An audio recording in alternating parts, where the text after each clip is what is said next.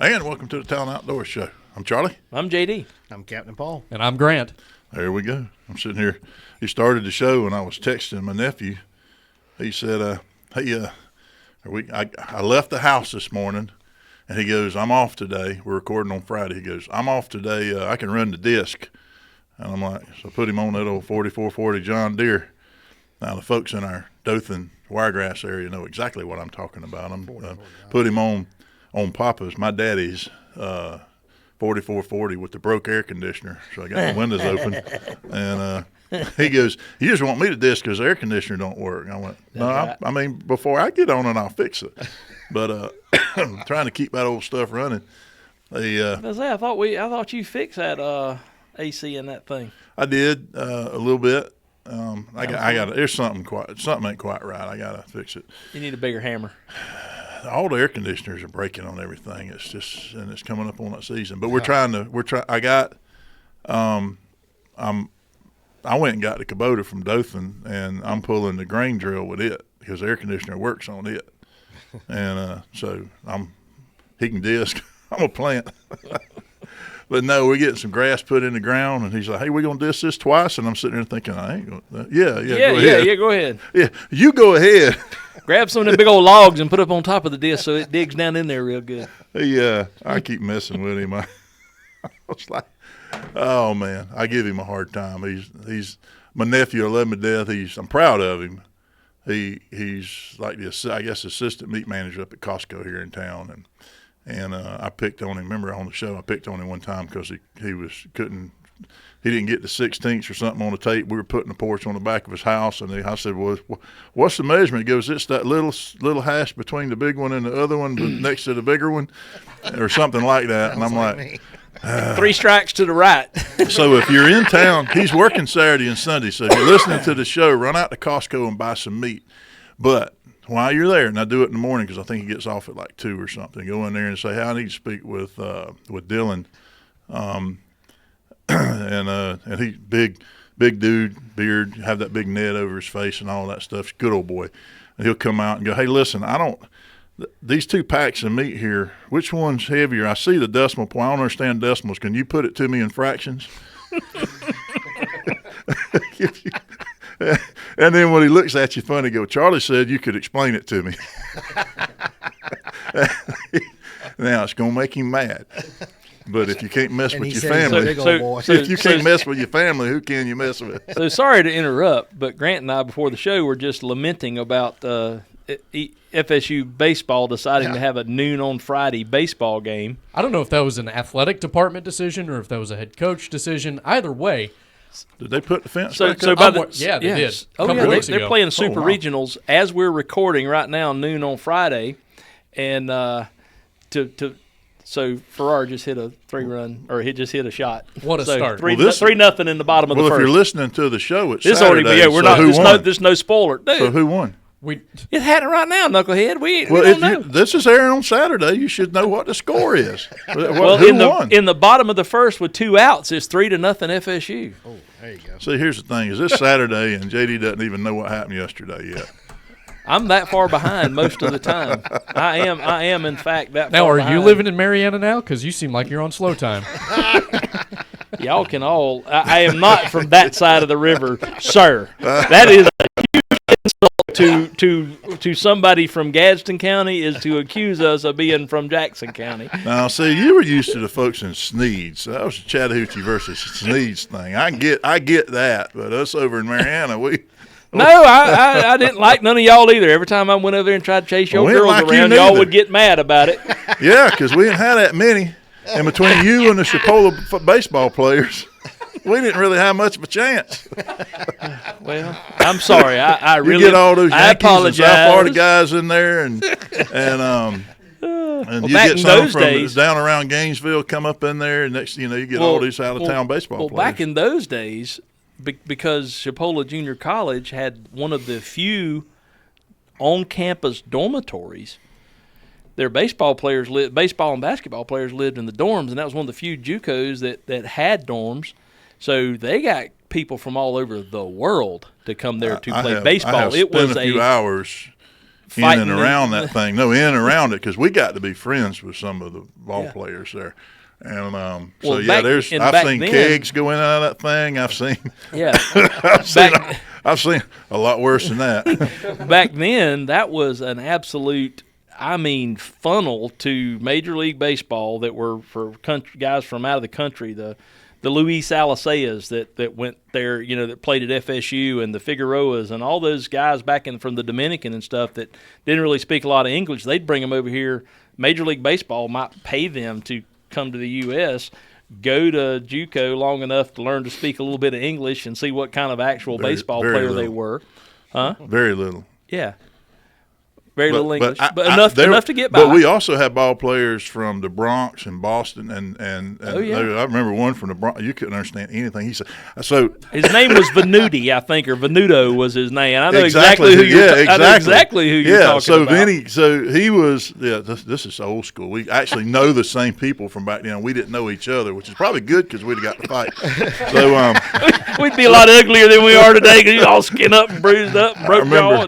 I remember you. It was like I talked to James McQuaig, and he was like, "Yeah, we played football." He was at Port St. Joe. I was in Marion. He remembers me because we like hit each other on the field. Well, I guarantee you, Jimmy Williams. I left a bigger impression, so I'm just saying. I guarantee you, Jimmy Williams, who's over the school security at Leon County School. I played against him in high school. He went to Carabel. And so I remember. Carabel. Oh yeah, well that'd be a small school like Chattahoochee. 1A. Yeah. So it's like, we need some. Go to basketball. Hey, we need some football players this weekend. You give us a couple extra players, so we can field a team. I remember playing in my Mariana's a bigger school, but back then we double scheduled some junior varsity games. We had Port St. Joe for the second time, and we had Wakulla. Wakulla's a huge team. Yeah. And now this was JV. And so instead of saying, hey, we'll forfeit this or forfeit that one, they split the JV team up, and they sent, since we'd already played Port St. Joe, we sent the freshmen and some of the sophomores down to Port St. Joe, and they got spanked. And they took, how many ball players, 11 on the field?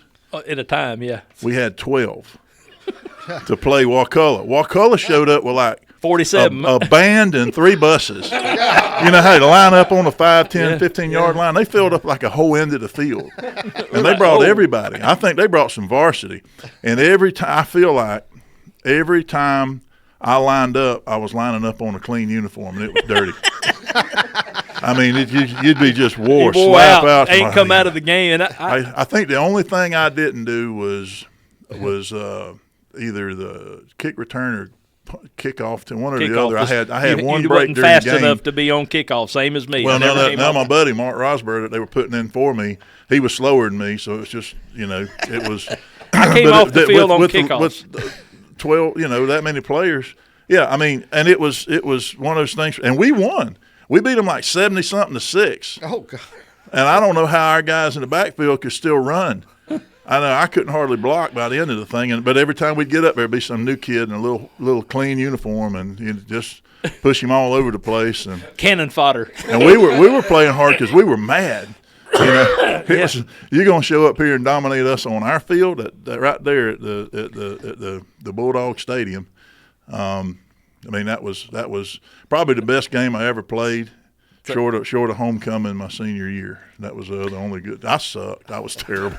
I was just a big, slow, dumb dude. I remember playing, speaking of Carabel, I remember playing against Carabel my senior year, and we played them in Chattahoochee, and they showed up with about, 15 or 16 boys to play us. We had probably 22, 23 kids on the team, most of us didn't come off the field, so played our offense and defense. But they showed up with like 14 or 15 and finished the game with 9 because we had hurt that many of them. we had put that many of them out of the ball game. They had to finish the game, and we were like, "What are we going? We're going to keep playing." Well, that ain't fair, So, but yeah, I think they finished the game with 9 or 10, and everybody else was crippled up on the sidelines. He's talking about old Vinny. He was hanging out, and I can't remember the fella's name, but his dad, he was UF, had a big jacked up truck, and his dad had something to do with Gatorade down in Florida. I forget, but I'll find out for you tonight. Yeah, we'll be right back.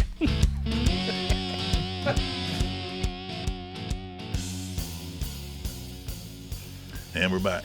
So we left. We're talking about the Chipola baseball. The good old days yeah. of Chipola baseball. So Vinny, I had I grew up with a guy named Slick Larimore. Slick. Anybody from Mariana knows Slick. He rest his soul. He probably stole something from you. Slick was a character. Now, I mean, he'd make everybody mad, but he was just one of those guys that he'd come around and as mad as you might be about the last thing he picked up or moved or did something with. Now I'm cousins through marriage to the Larimores down there. Mm-hmm. I don't think I'm actually related to Slick even by a remote imagination of it, but I always called him a distant cousin just because I am cousins with some of the Larimores and love them to death. Slick was a character, but Slick talked like he had 5 pounds of crap in his mouth most of the time. And he probably did. He had enough tobacco or something in there, and he just, we rode the school bus together and everything. I grew up, I could, whatever he said, I understood. He'd come down, even when I went back after Michael, one of the first people to come visit me with the barn would say, "Hey, Charlie, you got any work I can do around here?" I'm like, "You think you can fix that blue tractor over there?" About 30 minutes later, he said, "I got the fuel quit leaking. It cranks up fine." Yeah, we put it in the field. I said, "Well, then why don't you hook up that thing right there and go over there and ditch drag some logs or something?" He said, "But yeah, I can." And but I mean, he could fix anything. It might not last forever. We're pulling a disc today, and the last person that welded it together was Slick. So we're just kind of holding our breath, waiting to see. But Slick showed up at one of the get-togethers, and I forget where we were drinking beer at back then, but it was somewhere. And so you had Slick, and then you had Vinny Venuti shows up. So you got the Bronx, and you got deep down in Dry Creek, Jackson County, Florida. I'm talking about deep down. And these two people started talking. And we're all of us standing around. And it was like watching an Italian speak to a Russian or something, And we're going, what are they talking about? I don't know, but they seem to sort of understand each other. I don't get it. A lot of hand gestures going on. I mean, and they talked for a while. And he left, and I said, "Slick, you know him?" He goes, "Nah, he's all right." And I never did understand what but we were all standing around it became a spectator sport. We're sitting there watching, and he was, around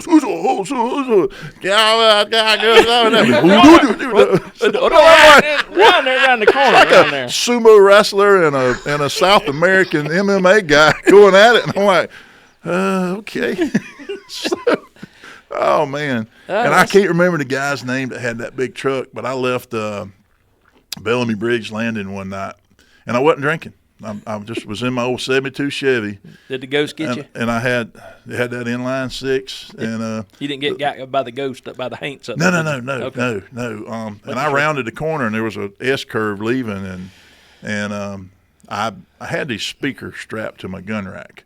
Normally I kept either a oak limb or a gun in that gun rack, but I had these little heavy speakers up there on the back of the seat. There wasn't nowhere to put speakers in that truck. I just had them stuck up there with some electric fence wire holding them on, wrapped around. It was one of those the old metal gun rack with the rubber coating on it. Yeah. Just drilled into the damn thing. Was it drilled in or pinched up under the glass? Okay. No, that was the plastic ones. They didn't hold up. I had this one drilled in, and I went around that corner and I said, "I'm gonna goose this thing," and I pulled it down in first gear because it was reverse was top close. And first reverse was pull in and go up. First was all the way down. Okay, well then I pulled it down, and whichever way I went, I can't remember. And I goosed that thing and got sideways, and then it fishtailed, and I left the road. And on the side of the road, somebody had cut down this big old pine tree, and it was laying there like a rail, like about a telephone pole side. And I hit that sucker and got up on top of it and just straddled it. And they're down there at the land, and they hear zzz, because the motor doesn't make a real cool noise. Zzz, whoom, wham. Son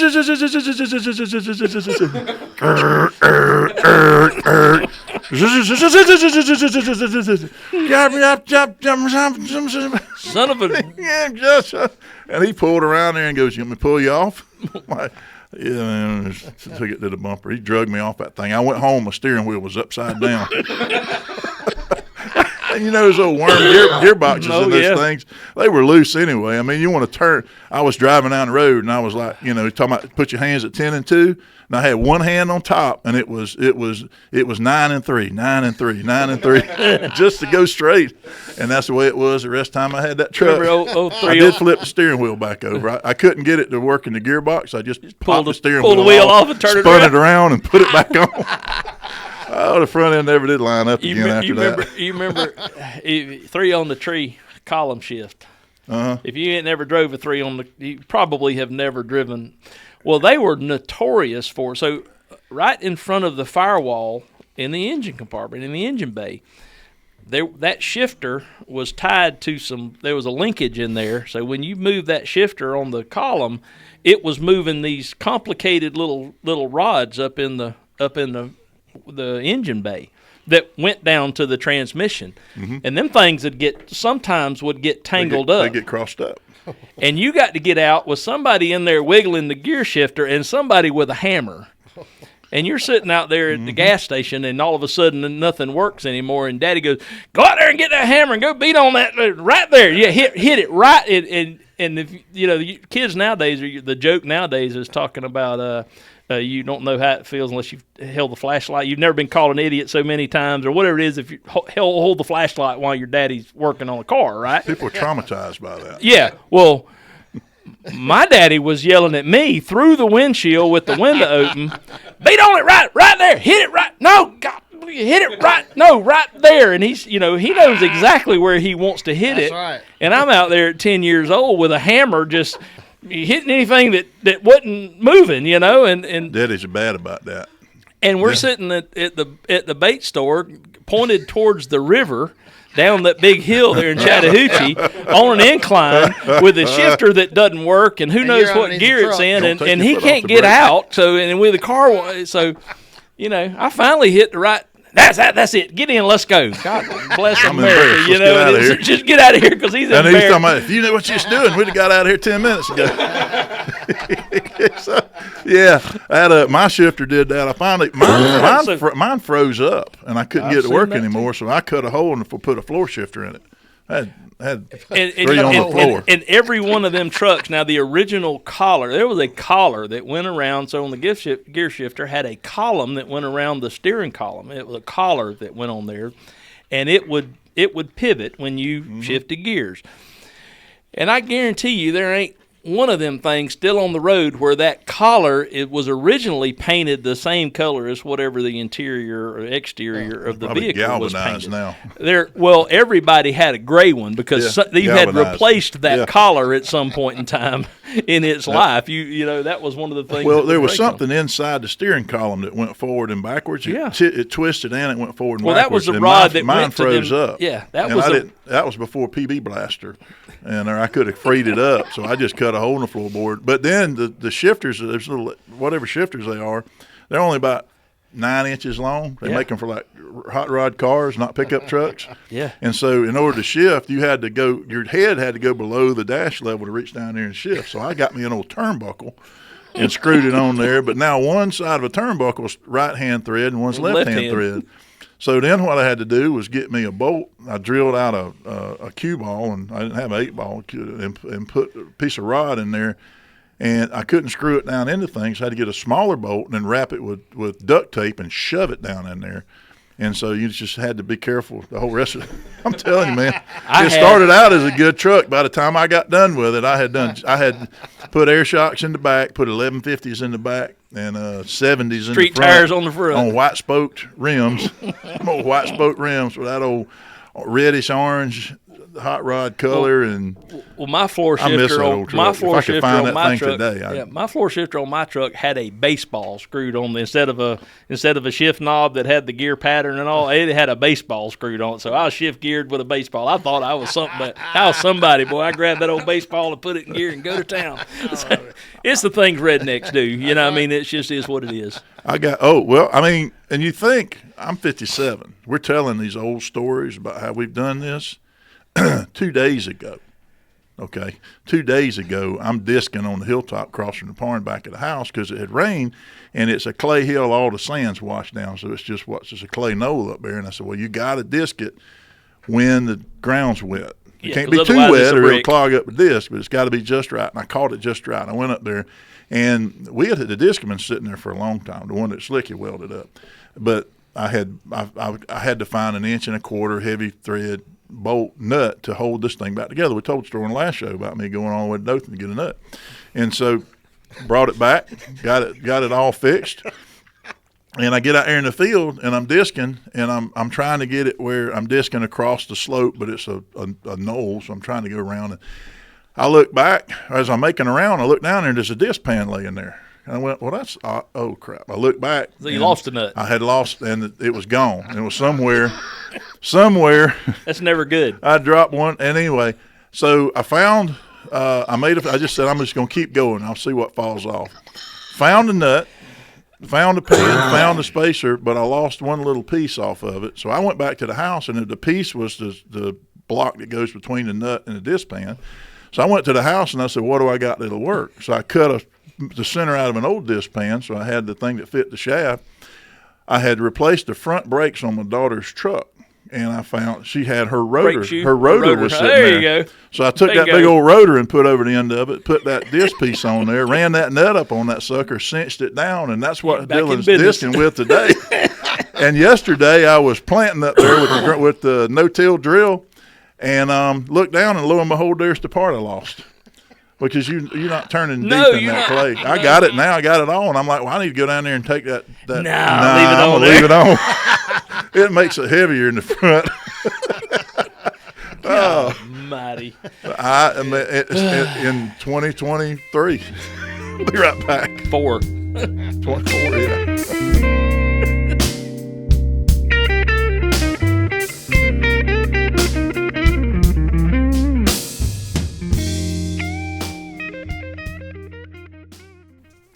And we're back. Yeah. We're back. We had an interesting conversation about our Well, we're just talking our about dialect. we were just talking about the dialects in the South and the Southern dialect. Both use the same big word. And my daughter, who's all into theater, and she works on, she does acting and stuff, and she's always playing with accents and speaking in with certain accents. Really good for 16-year-old kid that she can instantly, buddy. She can turn it on and sound British as all get out, or Australian or whatever, and. So a lot of our dialect and our language here is basically a British accent slowed down to 1/3 speed. And Have you ever seen the movie I Walk the Line? yeah, Hank Williams, right? yeah. Yeah. No, Johnny Cash. Yeah. I'm thinking Oh, of a Walk different. the Line. I'm trying. Anyway, it was a biopic. I think I was confusing one. It was a biopic about Hank Williams, Okay. Sr. And Tom Hiddleston, Yep. the actor from England, did arguably one of the best Southern drawls I've ever heard in film. And I'm like, there's a synthesis there between the Southern dialect and the original English accent. Yeah. That there's a real commonality there. So Englishmen arguably do the best Southern drawls in Hollywood. and It's that's a believable Southern accent. Yes, The- a believable. unless you- Americans doing American Yankees doing the insulting. Southern accent's terrible. It's insulting. It It is really like is. they're trying to act stupid and dragged.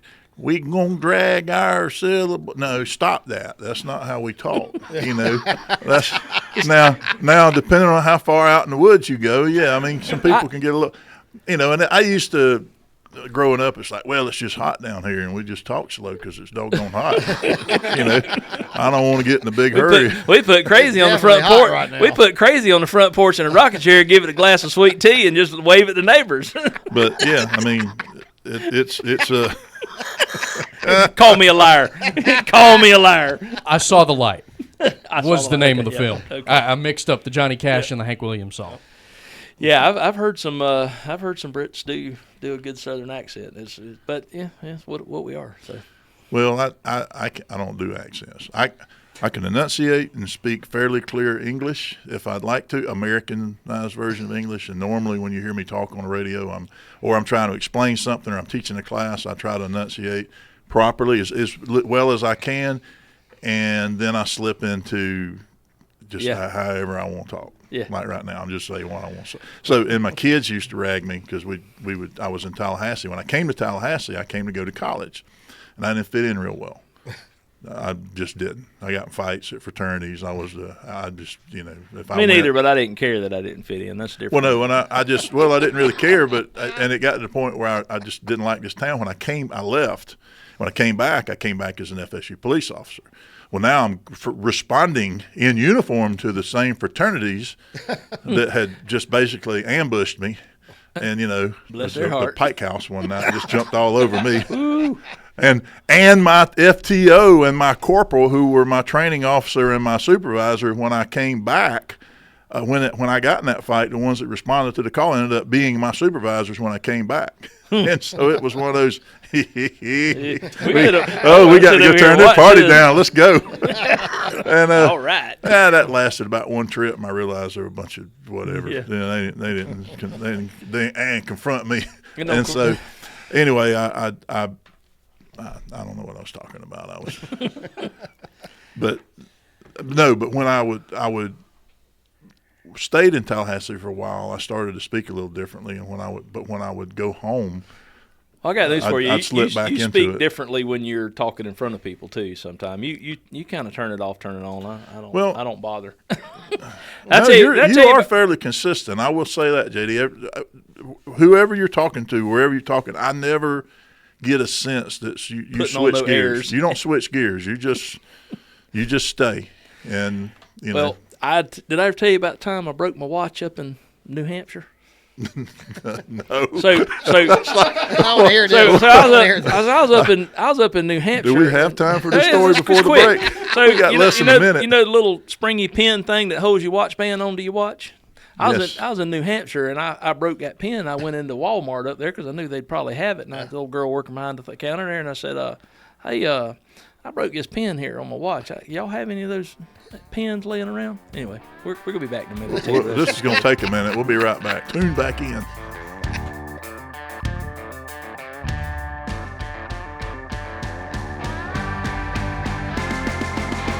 And we're back. So anyway, I go to this Walmart store up there in New Hampshire, and for those of you that wasn't listening to the other station, I would catch up. I was in New Hampshire, and I broke the pin that holds my watch, the band onto the watch, that little springy pin that you have to put through the watch band and clips onto the watch, and it broke. So I go to the place I knew where might have it, to the Walmart, and there's a girl up there behind their little jewelry counter where the watches and stuff are. And I said, you got these pins that hold the watch band on the watch? And she it's actually called a watch band pin, so you were pretty doggone close. And, I asked this little girl, she's probably, teenage, 18, 19, 20-year-old girl, and she just gave me this look. She didn't say a word. She looked like she was a cow looking at a new fence, if you know what I'm talking about. She thought I was messing with her because I said it just like I just said it to y'all. And she just kind of looks at me, and I said, and I'm pointing at my watch. I'm like, that pin, that little metal pin that's in there. And she kind of looks at me like, what's going on here? And it's almost like she's looking around for the hidden camera, And she looks at, she finally nods her head, didn't say a word, nods her head. And I said, well, do you have a bunch of them where I can figure out the right length? Because they're all different lengths. And she looks at me and nods her head again. Don't say nothing.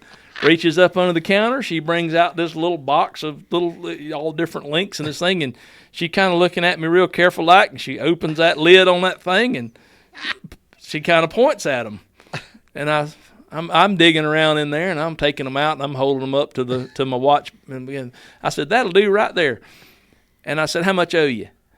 And she looks at me, just shakes her head like, no, nothing. I said, how much owe you for that now? And she just kind of shakes her head no. And I said, I don't owe you nothing, and shakes her head no again. Never. Whole entire exchange. I said, well, thank you, ma'am. I appreciate that. And turned around and walked away. And that I swear to this day, that girl probably remembers that because she thinks somebody was pranking her. And I said a real simple conversation. It's like somebody walks in the gun store here and says, hey, you got a spring for this, you got a trigger pin for this, for my 1911, or my trigger pin for my AR I lost. I'm like, yeah, I get you one right now. Hang on a second. And go and we have that conversation. Yeah. But when you have somebody in, because you talk about talking funny, Now you get around Boston and New Hampshire, it's all that up there. There's some urban Yankee blog right now, and some young lady. You will never believe the white trash that walked into the Walmart when I was working as a customer service representative. Well, I had somebody ask me up there one time. It was up there and said, y'all really ride around in a pickup truck with the window down and a gun in a gun rack and spit tobacco juice out the window? I said, yes, ma'am, I do.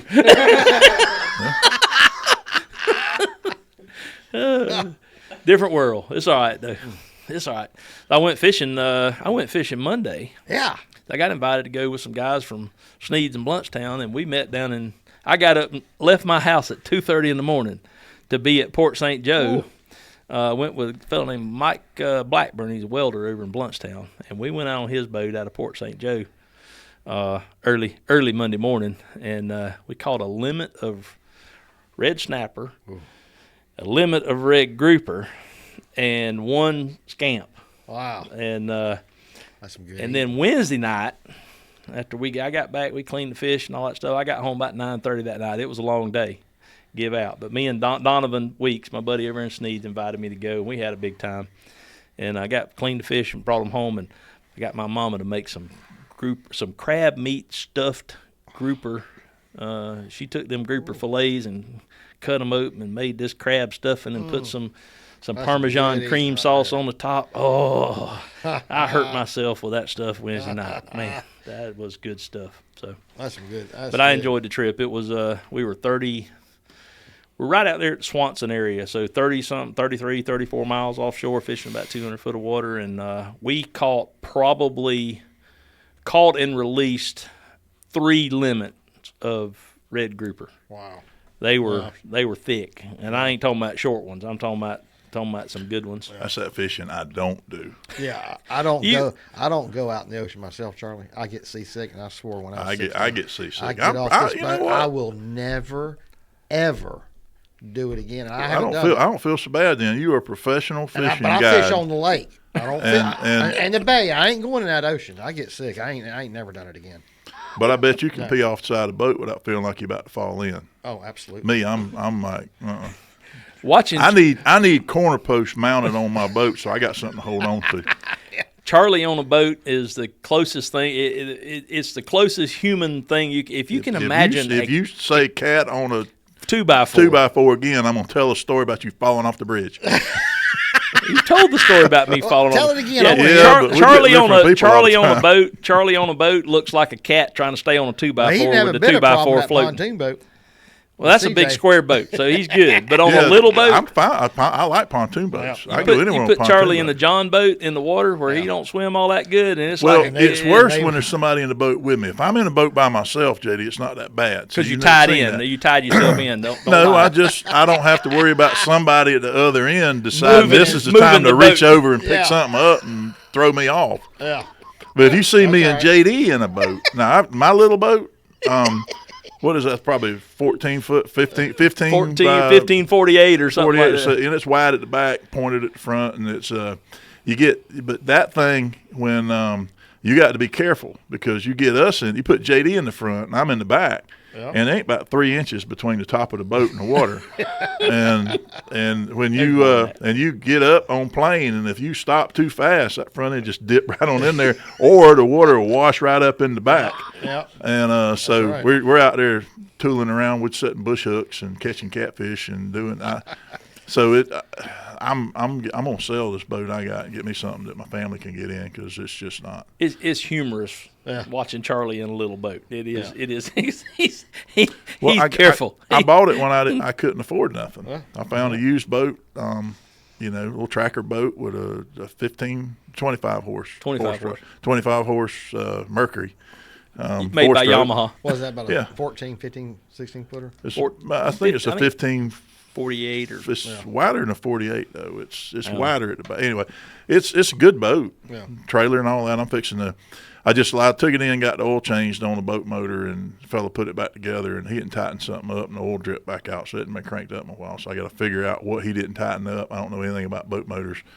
Well, actually, that Mercury you have, that 4-stroke Mercury, those little ones are all made by Yamaha. So Yamaha parts go in it. That doesn't help me figure out what's leaking. I'm just letting you know that if you go to tinkering around with it looking for stuff, those are good motors. Those are really good little. Well, that boat, I mean, it cranks right up, runs, and I'll be listening on Marketplace here short now. And I'm talking about it, but I want something. Now that you thinking about it, I want something I can just push a button, sit down, go somewhere. I can get up and walk around. I ain't got to worry about it falling over. Used to it was I wanted to be able to put around Ocklawackney River. Now it's kind of the Chipola River, but I hadn't been able to figure out how to set bush hooks on the Chipola River yet because none of my friends over there want to take me. But Ocklawackney River, I catch fire out some catfish out there. Yep. And actually, my stepdad, Robert, that's where I learned to do it from. He'd go out on the big river, and big river's dangerous on the wrong boat because you can catch more catfish when the river's flooding at high stages, but then it's scary. Yeah. So, especially for me, water scares me anyway. Talking about, you got a life vest? Oh, yes, I do. I'm wearing it. I want one that goes poof if you fall in the water, and if it's. That's right. Like, every time I go look in the boat, in the box, somehow or another, the life vest has decided to go push and blow up. Yeah, got more FLT. You got to check those cartridges. Spend the extra money. I'm gonna tell you this right now. Spend the extra money and get a hit vest, not a GF whatever. Don't get the one with the dissolvable disc. You just want to pull a cord? Get the one that uses the water pressure. So it will not. That disc doesn't dissolve. They cost like three times as much, but what you spend on it on the front end, you will save on it on the back end having to replace cartridges. All the ones I have. Yep. So the ones that operate on the barometric pressure of they got one that'll go off and keep your truck from going under the water at their boat landing. I've done that too. No, they don't. I keep watching these videos and seeing that, and it reminds me of the one I did. Yeah, we'll be right back.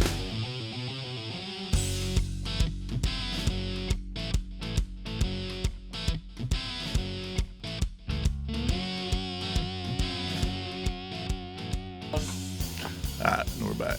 You want to talk about fishing? Well, yeah. You want to talk about something else? I don't know. Paul, We've been talking about fishing. Does Paul want to talk What's about going on with fishing? We should talk about some fishing. You got a lure stuck in your hat. Yeah, right I've got that's that fly that Dale Bessie made, and I caught my first brim on Lake Talcott fly fishing with it. On that? On that. He actually made that fly.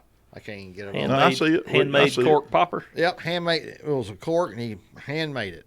Turn your head that way so people on camera can see it. And it actually caught a fish, too. Sure did.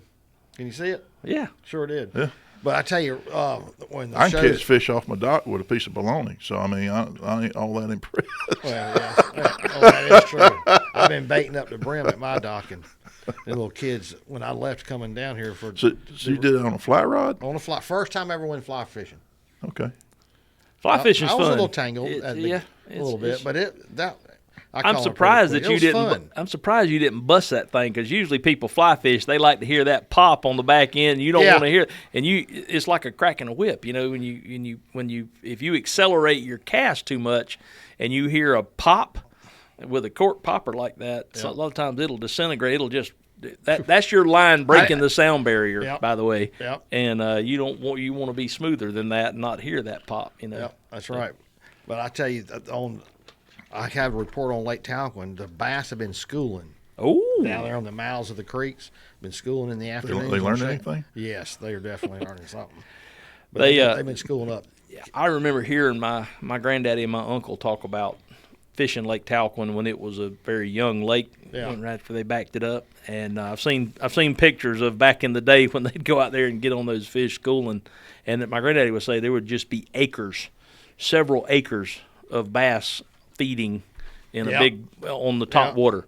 Really? Hitting shad and stuff on schooling on the top. Acres of fish. Acres and acres. Crazy. I hadn't seen. I've seen bass schooling on Lake Talcott. I've never seen that. Right. And you'll have all the little 1.5 2 pound bass up on the surface feeding on shad, and the big ones, the big fat ones are laying down at a level beneath them, waiting on them to cripple up bait fish, and those crippled bait fish start floating to the bottom. If they don't get eaten at the top, they'll start going to the bottom. So they learned real quick you could take a deep diving crankbait and throw it out past the school or into the school, and if you could get that through the little fish in the top, fishing them on top. bigger He'd ones be catch down them big there. ones Yep. on the crankbait underneath the That's right. small school. So That's right, and that still works. Absolutely still works. One thing we used to do is throw a spoon, like a Hopkins jigging spoon, because it falls so fast. If we get down there through them, just hop it short on the bottom and get them big bass. start like jigging it That's below fun the when they're school. schooling like Man, there's nothing like it. Basically anything that hits the water out there. that. I have a lady this week. That was about an 8-pounder she caught this week. Wow. But interesting about this, the bite's been a little slow. It has, but they'll on Tuesday they fed really good. I watched in the same spot. I don't know if this is the exact same fish, but a big one jumped out of the water after a brim, and it kind of, they'll jump up and pause. It's like Michael Jordan there. Yeah. And they'll just pause and they'll go back in. And so the lady she's learning how to throw it. Never fished a topwater bait with a spinning rod, so she wasn't as accurate. So the next morning, or that afternoon, we went back to this spot, didn't get a bite. The next morning went there, and she had they wasn't as quite as active, but she kept working on her cast. And then the last morning when they left, the last cast, I said, why don't you claim your dominion over that fish? It says in the Bible that you can have dominion Over over the the fish. It says that, right? Yeah. I said, why don't you claim it and make your last cast and go and catch it? She did and caught it, Wow, and that's a fish. that's a good one. I don't know if it was the exact Wow. same one, Yeah, but it was so big cool. fish. So cool, the experience of that, man. It was incredible. Kind of like you deer hunt and stalk a deer. We stalked that fish. It Yeah. was really cool. That's Neat awesome. But Lake Seminole, I know this is being airing on Saturday. There's a big tournament on Lake Seminole this weekend, so Lake's going to be definitely busy. I think it's the Florida High School Championship. That's I know right. I know several of the kids that are fishing in it that go to Child's High School that go to That's school right. with my kids, and I'm friends with their dads and that kind of stuff. Yeah, we so I got know a bunch of them There'll fishing. probably be Wish them matter good of fact, luck. There's going to be like 130, 140 boats. It's Go gonna be a big Child's High School bass fishing team. one. That's So I right. don't want to be at that boat landing. No, we don't want to be you don't want to be at the You Bainbridge got a Boat bunch of Basin. teenagers at a I boat don't landing. They don't let the kids. They make them have a boat captain that's an adult in the boat with them. The boat captain can't talk to them, can't tell them what to fish That's with, right. can't take They them drive anywhere. the boat. They drive. Can he drink beer? They probably frown on that, Charlie. I know the No, they ain't allowed FWC that. Game Commission Well, I'm probably frowns on I'm that out. as well. I'm out. But I tell you what, I've noticed being out there in these there's some people really need to pay attention when they're running. I mean, I've seen people run places. If it had been me and you, JD, we would have left our motor in the boat. I mean, in the lake. It's crazy how they just. Go where they want to go and don't think about what's in between. That's right. I tell you, it's Numerous times, like get E- ready, we got to go say this. and they even don't on, get on done. Lake Seminole, even places that there are in Talquin. Yeah. Talquin's even worse That's because right, there's 'cause no marked no boat runs. markers. Yeah. Even on Seminole, in places there are markers, I've hit stumps in the boat runs or hit things in the boat run, Yes. logs or whatever, that in a marked boat run because the water level changed. That's right. And that's Saunders Slough 4-foot ditch was That's right. notorious. That's right. That boat run getting back into there was notorious for having. It's supposed to be cleared out, not necessarily was, or something That's moved. right. And Lake Talquin's even worse. And you'll get a big storm and stuff floats around and moves Yeah. around and I one of the services that I provide, people come to Lake Seminole never been there before. I actually will get in their boat and make them trails on how to On their run the lake GPS, so they yeah. know. And I had a person do that a year or two ago, and I had another trip. I took them out that morning, had another trip the afternoon. We came in, the guy's laying on the ramp looking at the bottom of his boat, and the guy I took out, he was talking to him. He said, "Yeah, Paul made me a trail, but I hit a stump." And he goes, So he went out there and looked at his depth. GPS. He zoomed out. He was way outside of his way run. off of it. He goes, "Oh man, you zoomed out on your." And 30 feet can make a huge was- amount of difference if when you're. you zoom out on your trails, Yeah, and you have to zoom in. yeah. I told him that, man. I said, "Don't change your." Don't change the settings. Yeah. Yep. So it's and Talquin's even more terrifying. If you've ever seen Lake Talquin dry, Oh, which yeah. I have Yeah, a couple of walked in a times. bunch, yeah. Woo! There is some wood out there. They cut down a forest to make a lake, Yeah, they and did. don't ever forget that. That's so right. it's the river. As long as you stay in the river channels, you're pretty good. Well, the level doesn't change on that lake very much, so it's pretty much bunch. You don't get it's And a, Seminole really not either. On average about 6 inches. This year it's been a lot higher than normal because we have all this rain. But on the average, it doesn't fluctuate a bunch. yeah on a day-to-day basis. But That's you do right. have periods of low water and high Yes, water and stuff, and yes. especially in the summertime. And I always tell people if you're running I-75 which is the run that runs the length of Spring Creek. We're running in the middle because over the years those trees have fell in. Yeah. So you want, especially when the water's low, like you're talking about, you just run the middle. Yeah, no When the doubt. boat's coming, of course, you got to get over. But I play chicken. I run the middle because I've hit too many things. Yeah, You know, ain't no doubt. And that's especially you when know, the water's lower. and it's not, and we were talking about PFDs and stuff. That's right. Y'all, please, please put on your life jacket. There's no reason not to wear a life vest. I'm a grown man. I was on Yeah, the you dive noticed that team at the picture? sheriff's office. Yeah, she's She wearing never hers. took, those kind of, like, you can wear them while you're fishing. It doesn't get in the way. Yeah, the automatic inflating PFDs are a lifesaver, and this time of year not quite you don't no chance of hypothermia That's this right. time of year, but right. when the water gets cold, This that's time of year, what you just got to watch for gators. Yeah, this time of year you got to worry about Gators and sharks. hitting your head. Yeah, is a yeah. real possibility falling out of the boat. Yep. So be safe on the water. You right. go fishing with JD, hitting your head on the boat is a good possibility too. He tried to knock me out, throw me off the boat one time out in the Gulf. The T-top, it was kind of rough. It wasn't kind of rough. It was really rough. And Charlie and I were out there, and he made my T-top on my offshore boat. Wong! I was hanging on, and he hit a rogue wave or something, and that thing rocked the wrong direction and hit me in the side of the head, and things started getting fuzzy. And I can imagine. I just know I have a professional diver here. And so I feel a little like if he can get back to me in time, I don't look forward to the mouth-to-mouth resuscitation. But if he'll save my life, Well, spit that dadgum thing out. I Just quit. spit your dip out I first. quit chewing tobacco. I quit chewing tobacco, so it won't be quite as bad. I'm floating I don't above, chew looking tobacco down, no and all more. of a sudden I taste the minty flavor from. The mint skull. Well, that happened when we were doing the SWAT swimming test back in the day.